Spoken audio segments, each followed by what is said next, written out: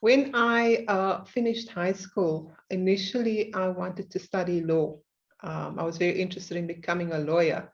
So I went to the university. I lived and was born and grew up in Johannesburg. I went to the University of Cape Town, which is on the other part of the country. And just so you know, it's a very beautiful city to visit. So all Indian colleagues, please feel free to visit South Africa and visit Cape Town in particular. You'll love it. And I went to the University of Cape Town and I started studying law initially. But along my journey there, I took a course in industrial and organizational psychology, and I just fell in love with that part of academia. And as you know, that is psychology in the workplace. So I just thought this is such a wonderful area. I really like it. And then I started to pursue a major in industrial and organizational psychology. And law took a backseat, and I qualified in industrial and organizational psychology for my bachelor's degree, and then started pursuing a career in HR. So I was working at the University of Cape Town. They call it UCT for short.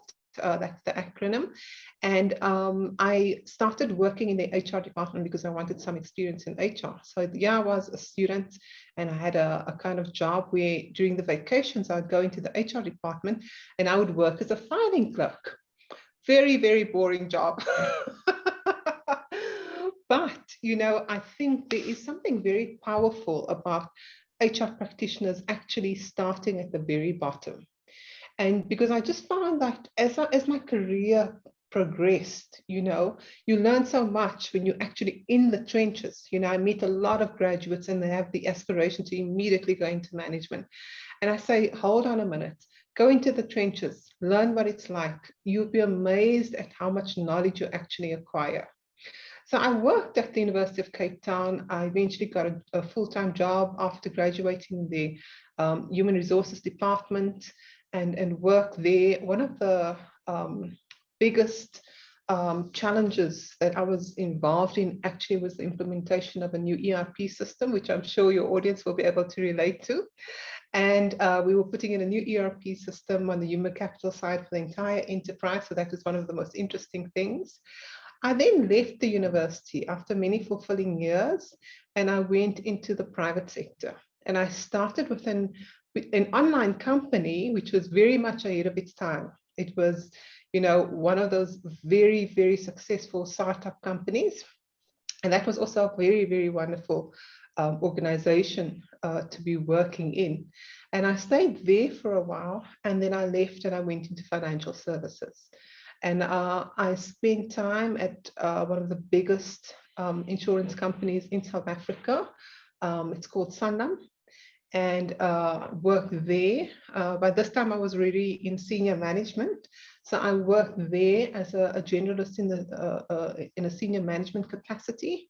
And that was my entry into financial services. And that's also another sector that I absolutely love and appreciate. One of the powerful things I believe about being a generalist is that you get the exposure to all aspects of HR. So it really equips you for a leadership role in HR because you understand all the functional areas that you get in human capital and human resources. I spent a few years working at this large insurance company, and I worked in an insurance company, but I worked in the segment that did the asset management side of the business and looked after all the hundreds of billions of assets within this enterprise that belonged to the clients.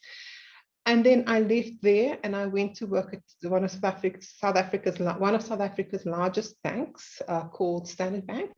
And at that point, I moved from Cape Town to Johannesburg, the city of my birth.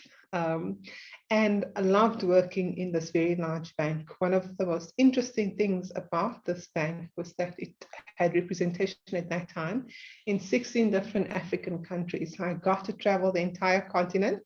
So for those of you not in HR, let me tell you, a career in HR is very exciting. I got to travel the entire African continent. I worked with colleagues from many different African countries.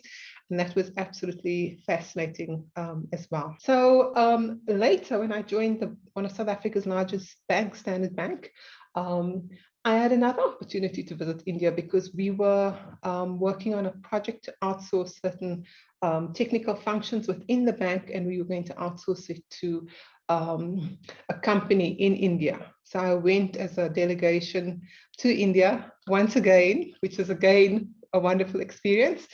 So we could interact with these people whose services where we were going to outsource our services to them. So I have a lot of love and respect for India. I just wanted you all to know that. And it's first-hand experience. So at the bank, as I said, one of the absolute pleasurable things was working in a cross-cultural way and being able to work across the entire African continent. Another pleasurable experience was just the pace of the bank, the fact that it had an organizational culture where collaboration and consultation was very, very important. So it was lovely to work in an environment like that. I really enjoyed myself there. And then I got headhunted into an executive role at an international company, once again, an American company.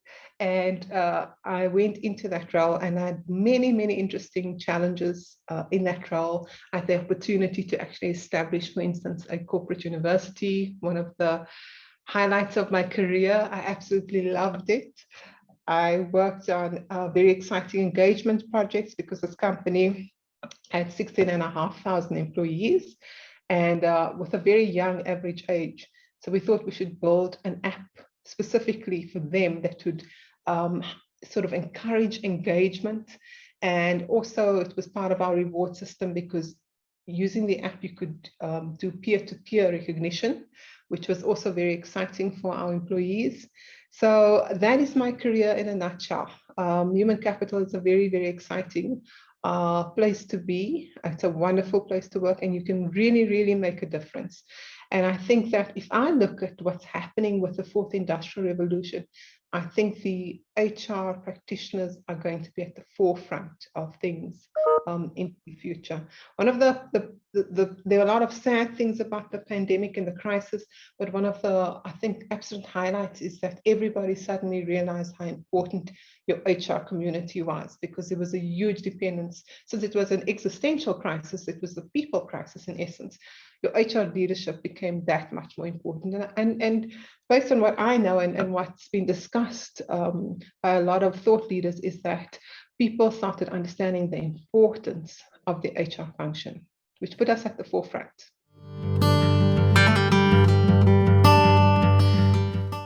Yeah, I think that's a very, very good question, Saya, because, you know, this is something I'm actually quite passionate about. First of all, we as the HR community, we have to be the examples. And I think that a passion for lifelong learning is everybody's responsibility and each individual's responsibility as well. You've got to have that attitude. Yes, your human capital function has got to make learning opportunities and tools for learning available to you. That is true. That is their responsibility. And your company has got the responsibility for making resources available so we can invest in the development and growth and learning of people.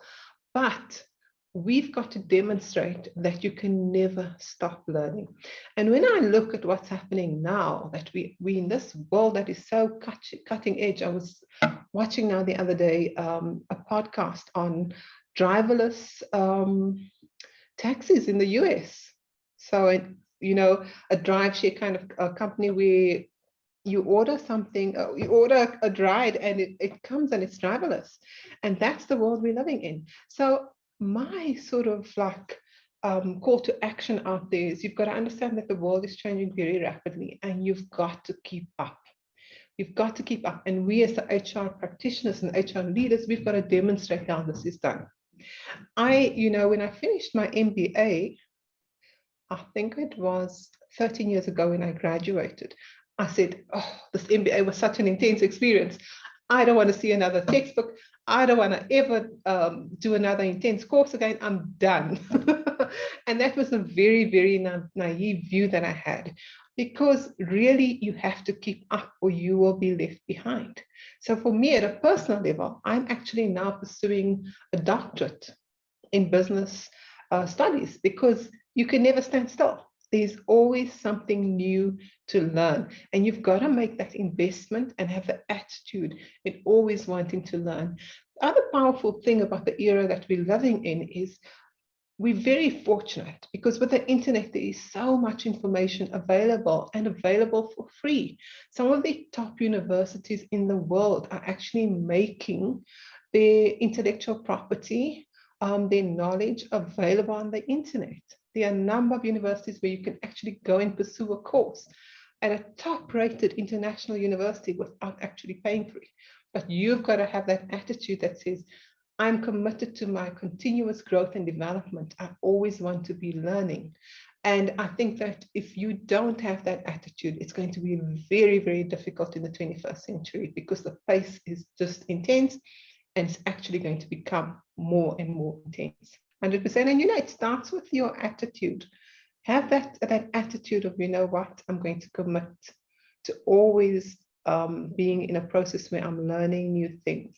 And it makes you more valuable for your company. And if you think about it as an HR leader, if you can install that kind of attitude in your workplace, your talent will rise exponentially. Your talent pool just becomes that much more significant, which will also help with the success of running the business.